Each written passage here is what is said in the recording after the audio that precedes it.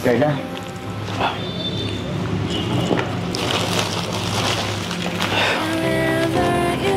Will you be my girlfriend?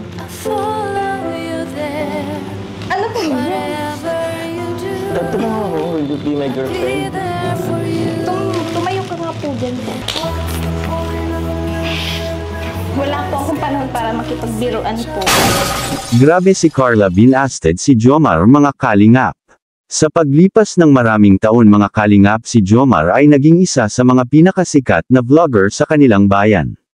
Ang kanyang mga video ay puno ng saya at inspirasyon, ngunit sa kabila ng kanyang tagumpay, may isang bahagi ng kanyang buhay na tila kulang, ang kanyang pag-ibig kay Carla. Matagal nang may espesyal na damdamin si Jomar para kay Carla mga kalingap. Mula pa noong una, ang kanyang puso ay laging umaasa na balang araw ay makikilala ni Carla ang kanyang nararamdaman. Ngunit sa bawat pagkakataon na sinusubukan niyang magtapat, tila palaging may pumipigil sa kanya mga kalingap.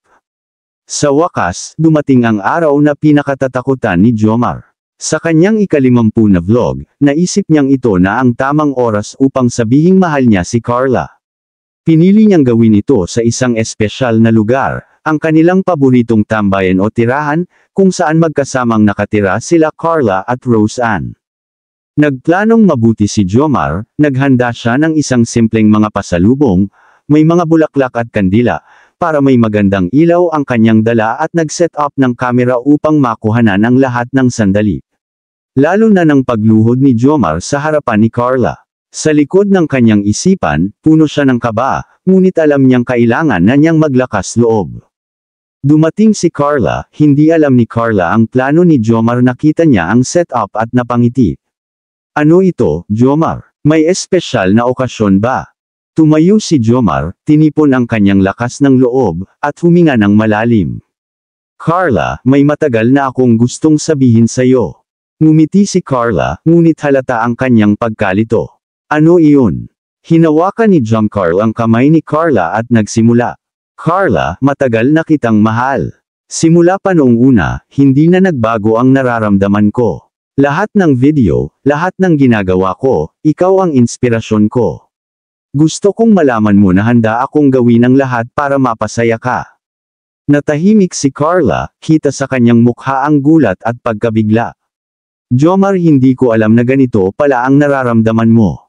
Inilapit ni Jomar ang kanyang mukha kay Carla, puno ng pag-asa. Sana bigyan mo ako ng pagkakataon. Sana mabigyan mo ng pagkakataon ng puso kung mahalin ka.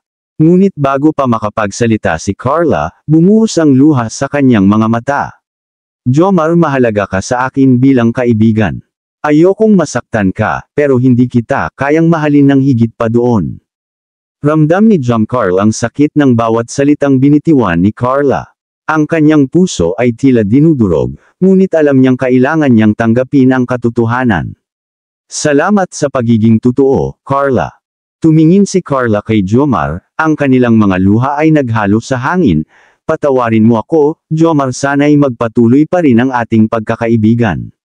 Sa kabila ng sakit, ngumiti si Jomar, syempre, Carla. Mananatili tayong magkaibigan, kahit ano paman. Habang lumubog ang araw sa likod ng dagat, alam ni Jomar na isang yugto ng kanyang buhay ang natapos. Ngunit sa kabila ng lahat, handa siyang magpatuloy, dala ang aral na minsan, ang tunay na pag-ibig ay hindi nasusukat sa kung paano tayo tinatanggap, kundi sa kung paano tayo nagpapatuloy at natututo mula sa bawat karanasan mga kalingap. Anong masasabi mo tungkol dito mga kalingap?